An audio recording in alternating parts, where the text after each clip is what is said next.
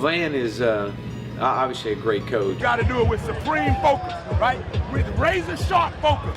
Breathe what he's breathing. But he's a better person. Biggest thing you gave me was time. You didn't really know me. We were from the same neighborhood and area, but I was with a group of guys that wanted to go to college, wanted to play ball, and you actually gave us that reality that, hey, this could actually happen because we saw somebody that was like us and that we wanted to become. Only thing that matters is you come out here, play after play after play after play, and that's the play we do. That's what matters. Recruiting is about relationships. It's built on trust. It's built on doing the right things.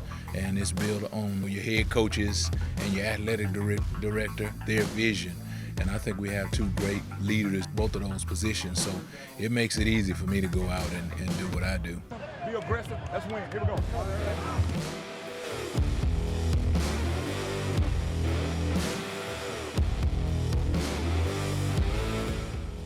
Once again, I'm excited to have another leader in the world of sports on Leaders Lead with Van Malone. We've had coaches and administrators across the country on all levels and in many different sports join us. They've had fabulous insight that we continue to share on this podcast. I always say that it has been a remarkable experience for people that I encounter, but it also has been really an unexpected experience for me that I'm excited to be able to partake in every week. I'm a football coach, but I've learned something different every time we jumped on this ride. It's been amazing because we've had a chance to share with conference commissioners, athletic directors, head coaches, and even Super Bowl champion coaches.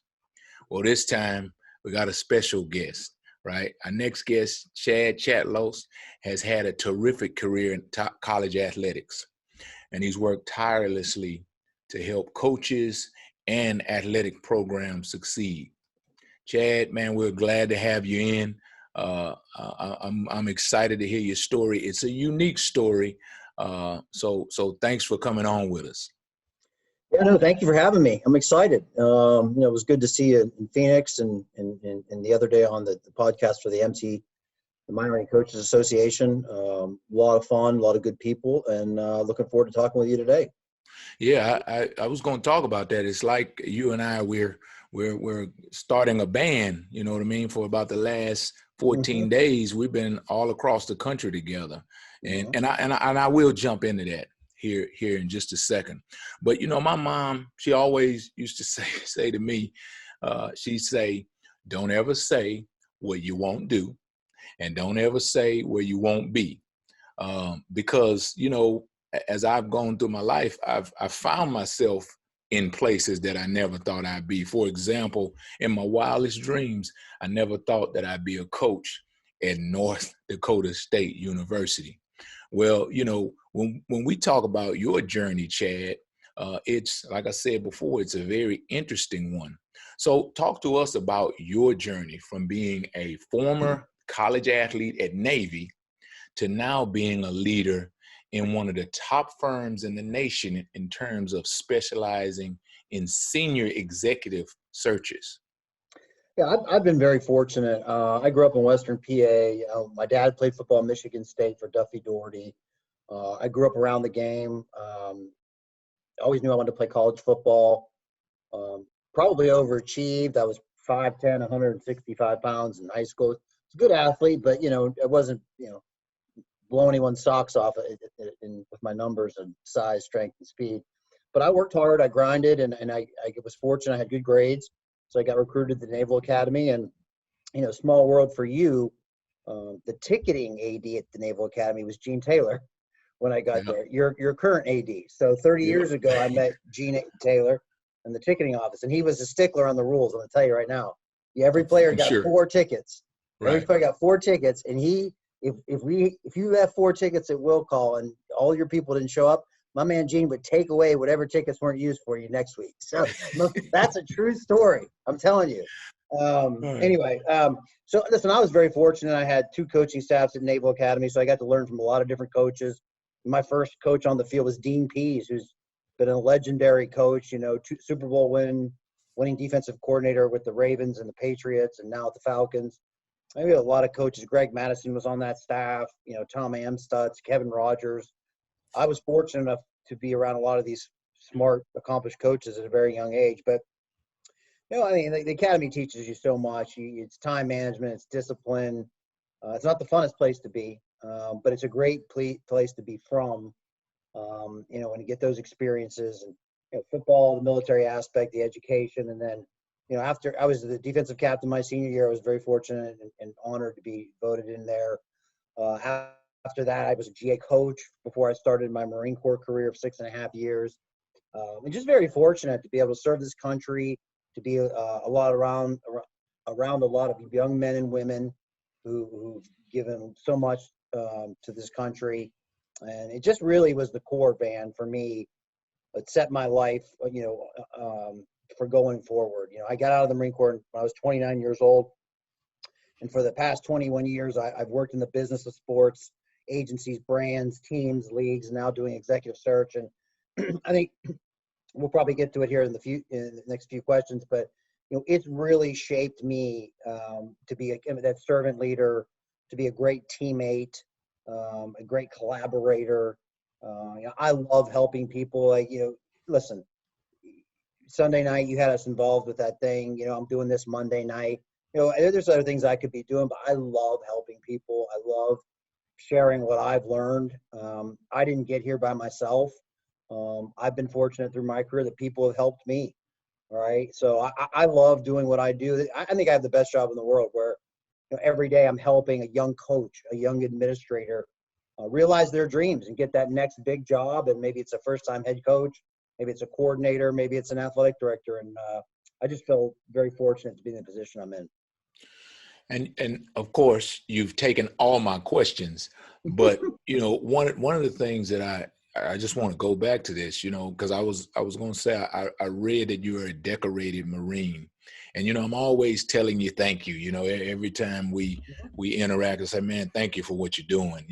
Because I do appreciate the attitude that you have. I do appreciate how you serve young coaches, how you try to serve young administrators. And so I'm always saying thank you. But I like to say, man, thank you for your service to our country. And then you hit it on the head. I was going to ask you how serving in the military helped you as a leader, but I just found this information out that you were a Marine, and I can see some of those ideals.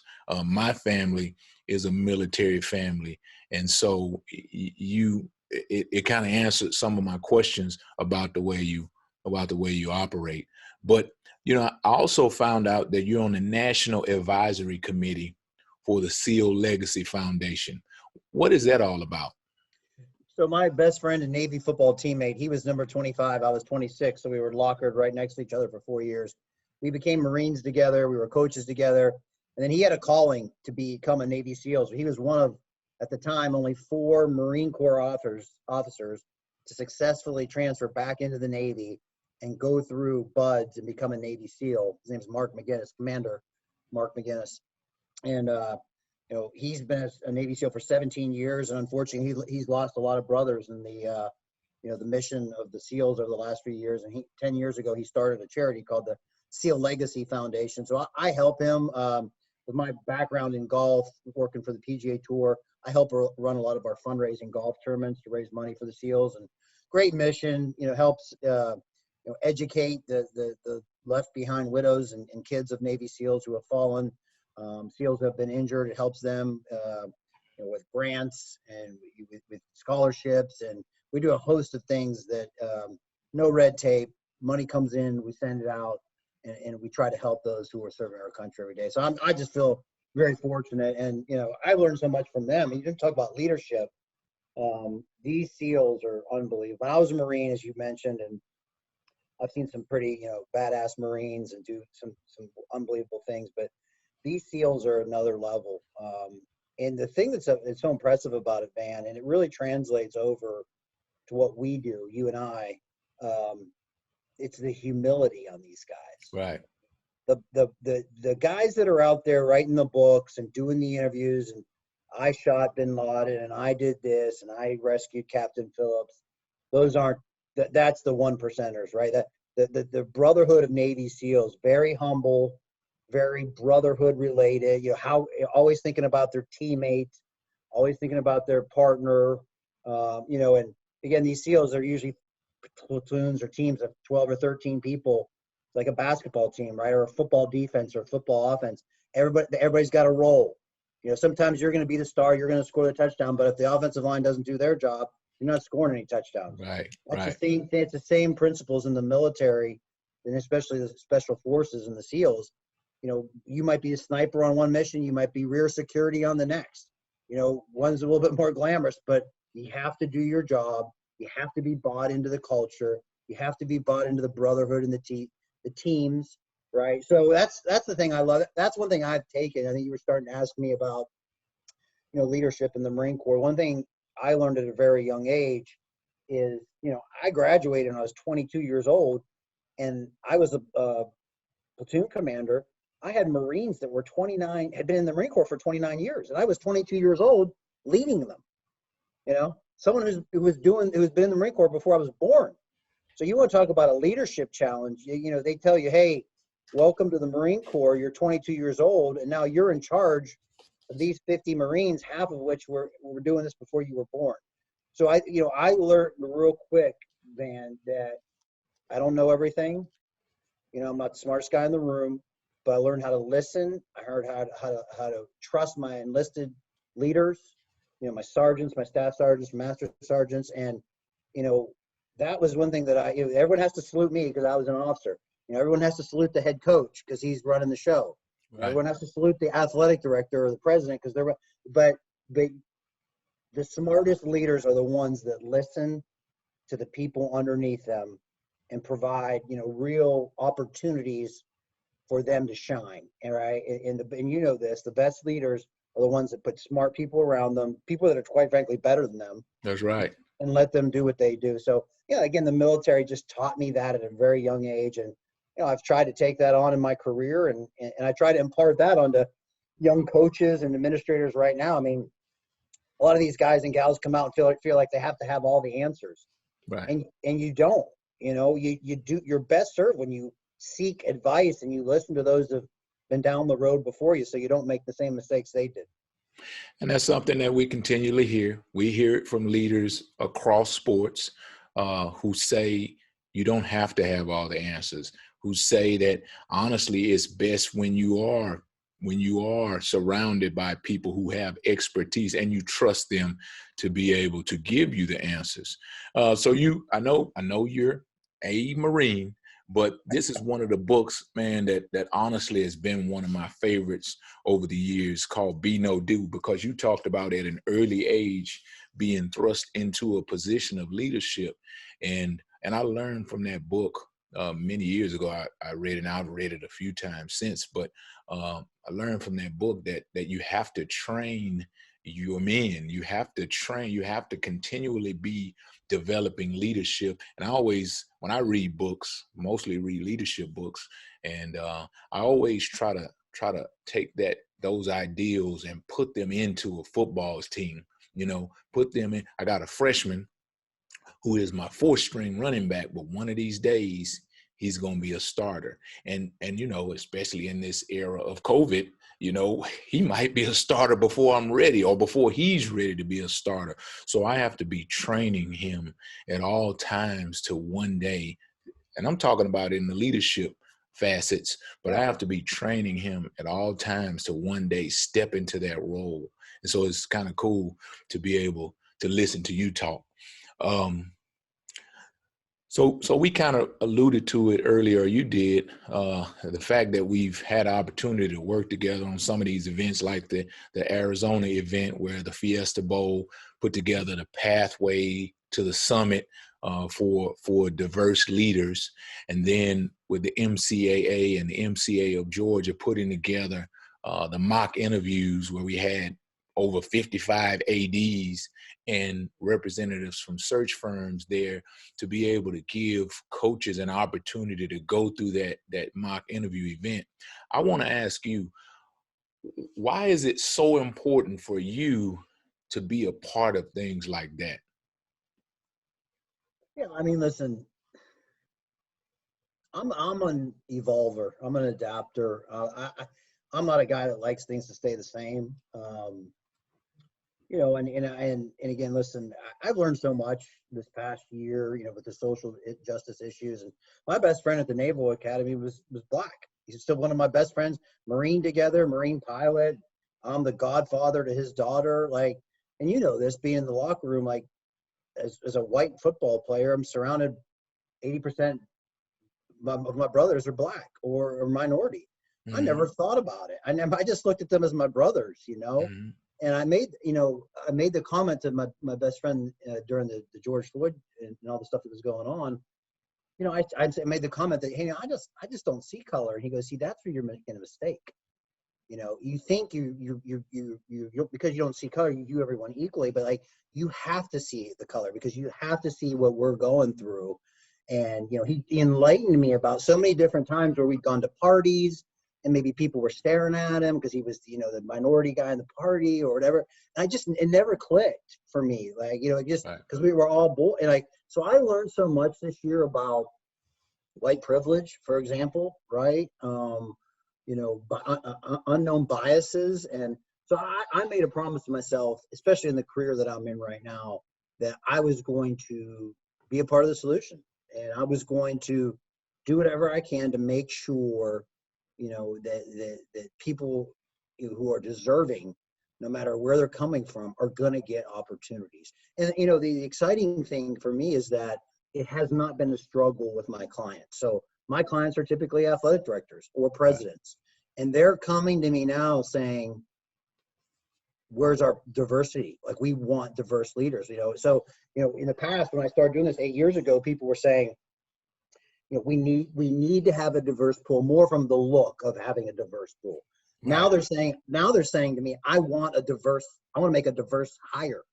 Give me the best, you know, minority coaches, minority administrators. So I've seen a real change the last 4 or 5 years. And now I think you and I talked about a little bit in Phoenix, and I talked to Coach Locks about this too with his initiatives. We've got to do a better job of putting people in the pipeline to get these jobs, right? Everyone thinks, well, Power 5. Well, where do the Power 5 jobs get filled from? The group of five. Typically the group of five, right? You got to be a head coach at, you know, South Florida and San Diego State and, you know, Massachusetts before you get Boston College, Kansas State, Clemson, right? So, you know, I think it's great when we get, you know, people want to focus on, you know, Kevin Sumlin, Derek Mason, lost their jobs, Power 5, you know, how do we replace them? Well, the way we replace them is we get guys, you know, in the group of 5 leading programs and having success, because that's where the ADs are typically going. Usually, you know, one of the first things, Van, that an AD says to me, especially on a football search, is, can I get a sitting head coach? It's the first thing they say, you know, because there's risk associated with hiring a coordinator who's never been a coach before. There's so much coming at you as a first-time head coach. Right. So back to this, is a long way around it, but we, you know, presidents, chancellors, athletic directors, search firms, coaches, agents have to do a better job of getting more minority and diverse leadership at all levels of coaching: D3, 2, 1, FCS, Group of 5, Power 5, and that's the way we'll get this thing where it needs to be. And you asked me, why am I involved in it? And I hope you saw the passion in it, because I believe in it. And I believe in it because it's the right thing to do. It's fair, and it's what our young men and women need to see. They need to see people like themselves leading. You know, I have 2 daughters and a son, and I saw a gift the other day where there was a little girl, and someone was teaching her to not dream to be a princess, but to dream to be a CEO, right? It's that mentality. It's like, let's not pigeonhole our talent and stereotype what you can and can't do. Let's help people rise and get to, you know, where they want to be. All right. Yeah, there's 2 points that I want to make to that. Is that one is that, you know, I understand, and we talked in Phoenix about the fact that the head football search The media is driving it. The fans are driving it. They want it to go. Who's going to be our coach? We need to get on with somebody. Let's go. Let's go. So that moment, I believe, is a stressful moment for everybody who is in the decision-making party, right? And so they are, when you get stressed, what do? You go to what you know. You said it earlier. You don't take risk. You don't go outside your box. Well, I believe that there is a challenge, and the way we get better is that we explore diversity, that we're willing to explore diversity, that we tell the fans, hold on just a second, that we say to the press, hold on just a minute, that we explore diversity, because there's, in my opinion, there's strength in diversity. Mm-hmm. I have the opportunity here at Kansas State, and this is my second point, I have the opportunity here at Kansas State as assistant head coach to work with Gene, to work with our head coach, Coach Kleiman, mm-hmm. and I'm getting opportunities to learn and grow as the assistant head coach, but doing the things that Coach Kleiman as a head coach is participating in. And so I think that when leaders in programs also give coaches the opportunities to grow, then there's not so much of a risk, right? Because you ask me the question, well, what have you dealt with as a head coach? Well, I hadn't been a head coach, but I deal with practice setup. I deal with, I've run staff meetings. I deal with conflict on our team. I deal with the press in terms of doing press conferences. And so there's so many things that as a first-time head coach, I would have to learn on the run, but there are many experiences that I have had the opportunity to have as assistant head coach. So I see your passion, and I appreciate your passion. But in that passion, I kind of know this answer, but you as a former player, you remember the yell of the crowd and what that did for you. And then for me as a coach, I see the light bulb go off in a player's life. And that might be on the field, that might be off the field. I continue to pound something in his head, but eventually I see that light bulb go off. Well, as you think about your day-to-day, what is game day for you? Where does your thrill come from? That's a good question. Listen, there's nothing like, I'll tell you, my senior year, we were playing Army, as we always do. We always end with the Army-Navy game. Right. And, at the vet, the old Philly Stadium, 78,000 people. And I remember just in the fourth quarter, there was a timeout. And I remember saying, you know what, take a mental picture of this, right? And, 30 years later, I still remember it. I can still remember the crowd noise. I remember looking around, seeing the scoreboard, the people, the cheerleaders, the team. So, and there's nothing that replaces that, I mean, I don't care what you do. A good buddy of mine I played with at the Naval Academy, he ended up transferring to Penn State, played in the Rose Bowl, played in the NFL for 8 years. He came back later and told me that the Army-Navy game he said, there's nothing like, people in Super Bowls and the Rose Bowl. He said, just the tension and the pressure, you want to beat those guys so bad, so I had that, I had that. I'll never forget that. Now, how do you replicate it? It's tough, but for me right now, like I said a little bit earlier, I love, and especially in this job, that I don't go to work every day and, I'm working for company X and I go home and I come back the next day and work for company X. Well, one day I'm working for Kansas State, the next day I'm working for Ole Miss, the next day I'm working for Clemson, the next day I'm working for, Texas. I love that. And it allows me to interact with a lot of coaches, a lot of student athletes. Like one of the favorite things that I get to do, Van, well, especially when we're doing an athletic director search, to kick it off, I'll go on campus and I'll meet student athletes and I'll ask them what they're looking for in their next athletic director. And just to sit down and watch, see their 19-year-old eyes, and, you've got the world ahead of them, and they're studying at night, and they've got the weights in the morning and running in the morning, and then they've got competition. Like that for me is what gets me excited about my job every day, because I'm going to be a small cog in the machine that helps land their next athletic director, who will impact their life. He or she will hire the coach that coaches them, right? He or she will raise the money that puts into the academic tutor the nutrition, the mental health, the weight room. So I'm playing a small part in someone that's going to affect their life and their academic and athletic experience at their university.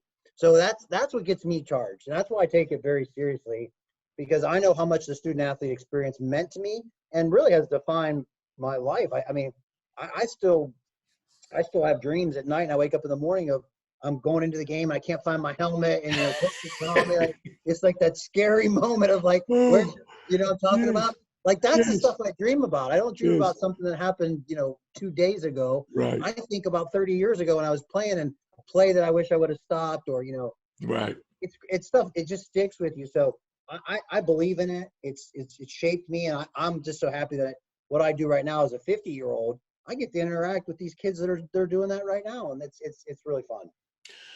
And that's what's so amazing, as a former player, when I was done with the NFL, there was no other place, there was no other career field that I would go into. And I didn't know why, but I was going down the path of coaching, of sports, something in this arena. And, years later, what I do understand is that we all have a purpose. And my purpose is to change the world. And you just talked about it a second ago in different words, but my purpose is to change the world through sports. And what I mean by that is, I'll lay it out just a little differently than you did, but the young man that I coach, I don't know his name, but one day he's going to have a son. And the ideals that I taught that player, he's going to teach to his son. And that son is going to have a son. And because I taught that guy that he's supposed to work hard, that he's supposed to serve others, that he's supposed to do all these things other than tackle somebody, then that young man is going to have a daughter, and that daughter is going to find the cure to cancer. Yep. And so that's the way I look at it. And it makes me understand how important this role that I play is. And it also, as I talk to you, it makes me understand how important your role is, because you are responsible for hiring the athletic director who hires people who have the same vision as I do. And so you change the world, right? And so I read another book, The Energy Bus. And the Energy Bus talks about the fact that we all need to realize that we have a bigger calling than what we do every day, and that we've been placed here, that we have a purpose, and it's important that you figure that purpose out so that you can getting busy on that purpose. And so I do appreciate, your thought process when it comes to that. Now you've been doing executive searches for many years, like you said, on an elite level. But when you start to put together potential candidates for a role, how do you identify who might be the best fit for these roles? Yeah. I think I'll tell you that a lot of the work that's done for these searches is done years in advance. I mean, and we don't get a search and just go, oh, okay, it's we just did Kansas. Who would be good for Kansas? Let's start looking. No, like, I've gone to coaches conventions, I've gone to practice, I've gone to the functions that we've been at. I'm meeting coaches all the time. I'm trying to understand what's important to them, where they'd be a fit, where they've had success recruiting, types of staff they could put together, their mission and values and their culture that they create. So you're working constantly all the time, so that when Kansas comes up, or Texas comes up, or whatever, Rutgers comes up, and you talk to the school and you find out what the situation is and what they're looking for, then you think, you know what, I've got people. I know what you're saying, what you're looking for. And a lot of times our role is kind of to protect the school from themselves. I'm serious. Like, they get so excited. And you made the point earlier about the media and the pressure. A search comes open, and media and fans or donors, there's 50 names out in the paper the next day on who should be the next coach. Right. And you'd be crazy to think if the president and the board don't read that thing. Yes. So, I'll come into a search and like, we need to go get this coach. We need to go get that coach. And I'll be like, hold on. hold on, let's talk about what the opportunity is here. What are you looking for? What's been the reason we're in this position? What hasn't worked? What are the challenges? And I'm a big believer in putting the work in up front. I'll give you an example. We just did the ACC commissioner search and the Pac-12 commissioner search. And for the first month of that search, all we did was talk to stakeholders. We talked to 100 stakeholders, FARs, SWAs, ADs, coaches, student athletes, everyone that this commissioner is going to touch, and ask them and all that work is to gather information so we know, okay, this is really what the opportunity is. Because if we call 5 people and say, what do you need in your next coach? We might get a skewed version of what those 5 people think. So you got to do the work. You got to talk to 50 people. You got to talk to 100 people, find out what the opportunity is, and then you go to work and start looking at names. And, I'll be real honest with you. We don't know everyone, right? There's no way we can meet every coach, every up-and-coming coach and established coach. So we do the best we can to get to know people up front. We spend a lot of time with agents, right? Hey, who you got? Who's your next guys that are ready? We'll meet them, interview them, get to know them. We'll spend time talking to coaches, proven head coaches. Who you got on your staff? What do you like about them? Who's the next coordinator or position coach that's ready to elevate? Why? And again, we're doing that year round. So when the search comes, we're not starting from scratch. So it's a lot of work, Van. There's no secret sauce. Anybody that would tell you, oh, I've got this database or I've got this, and we just click a button and we know who the best fits are. Right. That's BS, right? It's just like you with your players. It's reps, right? The reason you practice and you do all the reps is because with more reps, you get better. And that's how we are too. The more people we meet, the more practices we go to, the more coaches conferences we go to, the more ADs and sitting head coaches we talk to, the smarter we get, the more knowledgeable we get. And that's why really these ADs call us. There's confidentiality we can help with. We can talk to agents. We can do other things. But at the end of the day, they don't have time to do what we're doing on a daily basis. They can meet and know tens of coaches. We can meet and know hundreds of coaches. And that's kind of what we're bringing to the table. Great. So we've had some awesome leaders that we've exchanged ideas with about the best strategies to provide leadership. And they always point back to someone who has helped them learn the fine art of leading people. Who in your life has been the best leader you've been around? And what are a couple things that person taught you? Yeah, that's a tough question. I've between my Navy football career, my Marine Corps career, my professional career, I've been around a lot of leaders. It'd be tough to single out some coaches that Dean Pease was great. I learned a lot from Jed Hughes at Korn Ferry when I first started the search business. I had some leaders in the agency and business world, and certainly in the military, some generals that I worked with. But, here's what I would tell you. So I've had a lot of good leaders around me. And I touched on some of these characteristics earlier, but the things that I've learned that I think are the most important in my career are, humility. Again, like I talked about, listening. Everybody wants to talk. People that feel like they're smart, they know the answers. All they want to do is talk. The smartest people listen. Yes. And it's the truth. And it's hard, especially when you're young. When I was young and coming up in the business, I wanted to prove myself. You probably run into this all the time with young coaches and GAs. They want to prove themselves, so they talk. They want you to know and build trust, and they want you to understand how much they know. When really that they should be doing is to be listening, right, and absorbing everything. So, I think, that, and then, the humility piece and really the teammate, being a good teammate. Like, there's nothing that's better than that. If you want to be successful, be a good teammate. Right? That stuff, because then what do you have? You got, like in the football world, especially on the defense, you got 10 guys fighting their tails off to help you out, right? If I'm out there, I'm gonna blow off my coverage. I'm gonna try to make a pick and be selfish and try to get some stats. Usually, what happens is I blow my assignment and something bad happens to the team, right? That's right.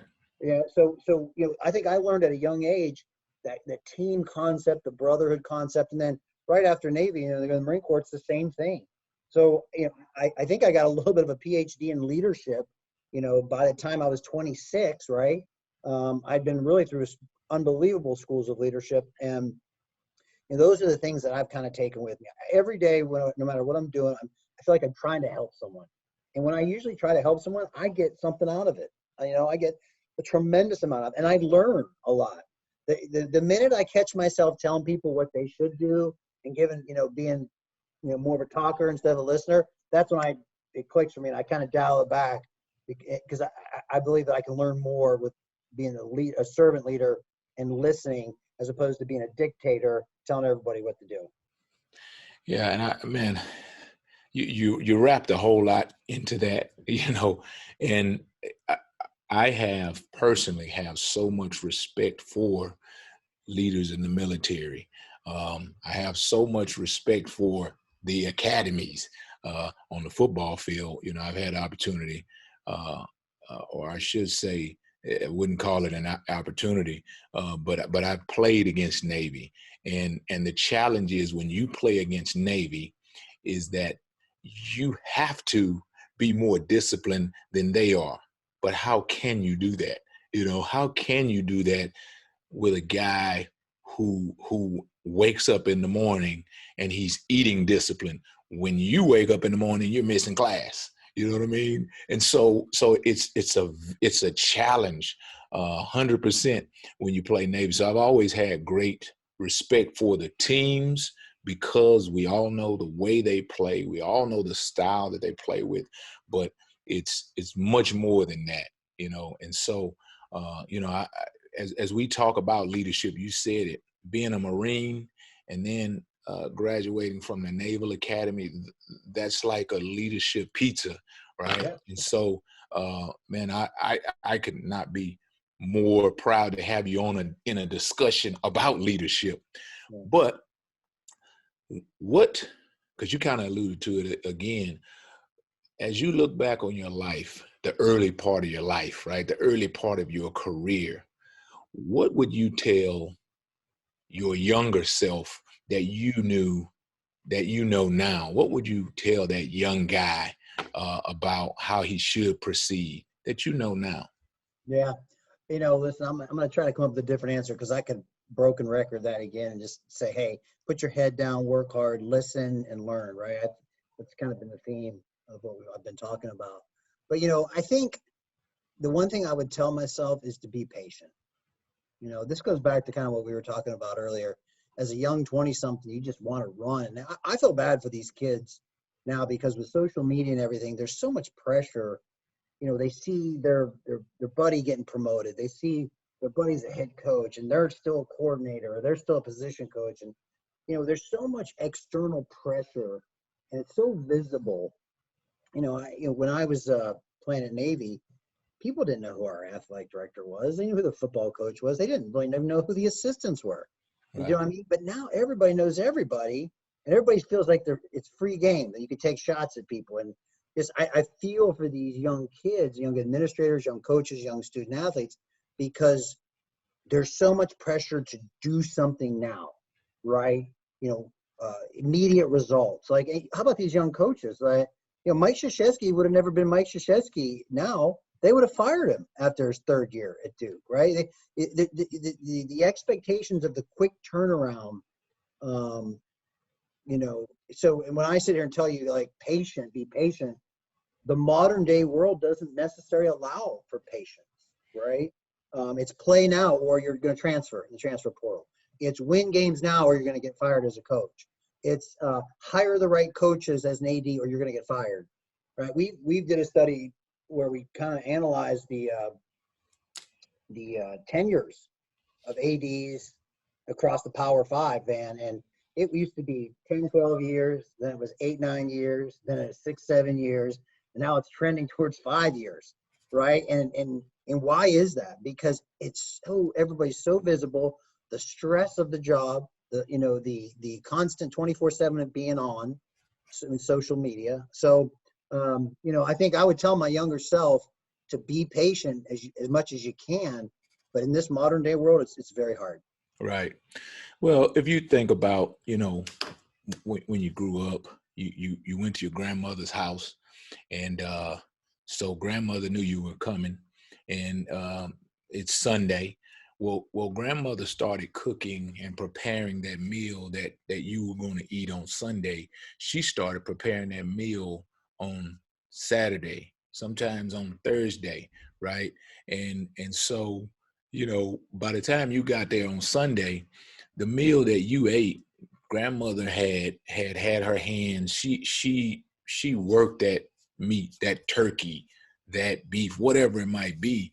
And when you finally arrive, there's a lot of love. People always say, yeah, man, like grandma's cooking, because grandma didn't put it in the microwave.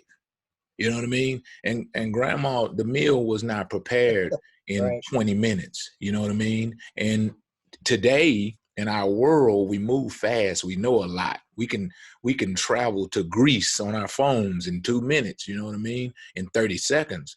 And so we got a lot of information. And so we won't tell me right now, I don't have time. I got to go do something else.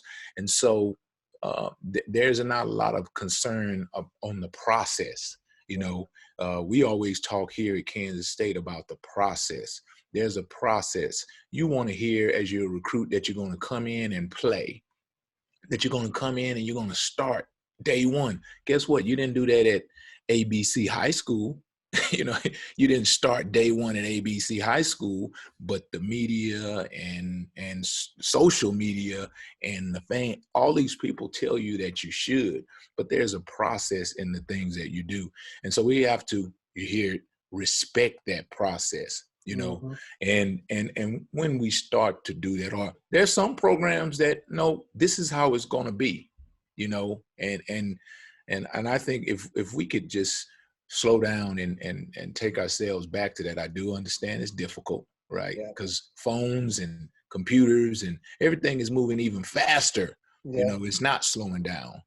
But I think, to your point, that's that's kind of part of our issue, and we continually have a role, you and I, and in our worlds have a continual role to make sure that we have kids understand that, and that we continue to put real wisdom, I believe that's what we would have to call it, wisdom, into their heads, to make sure that they understand, that this process is important. Well, and the other thing too, it's a great point, Van. The other thing too is that you see a lot of these kids making these mistakes because they're in such a rush to do things. They don't think of the consequences. I mean, some of the stuff that's happening on campus is good quality, smart kids are doing dumb things. Yeah. And it's because they get pushed into a situation. By the way, it's all captured on video right now. These kids aren't making a lot of, let's say, different mistakes than the previous generation. It's just here's my phone, I'm recording it, and it's so but the pressures again, and I think I was telling someone the other day, this generation will never know. Like when I was starting my work career, you left at 5 or 6 p.m. You was like, I'll see you the next day. You didn't take work home with you on the weekends at night. But that phone, like you can't get away from it now, right? You can't get away from work. You can't get away from social pressures. You can't get away from anybody. They know that you've got that phone, and if you're not answering, then something's up, right? Right. So, right.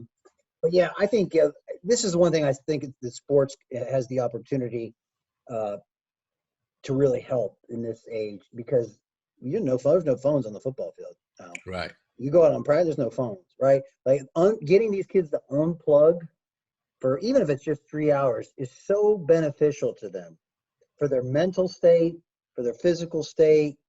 Like I was talking to some players in school, and they were dreading practice. I used to tell them, we love practice. Like, get me away from the military, the classes, the formation, study. Like, that was our rest. Yes, right. Yeah, it's like, you're dreading going to practice? What are you talking about? So that's what I think where you, especially as a coach, really have an opportunity when kids are unplugged and forced to be unplugged to really make an impact, and really get them thinking about things that matter: family, faith, brotherhood, being a good teammate, and what doesn't matter: the number of likes you got, the number of clicks, who looked at your profile, right?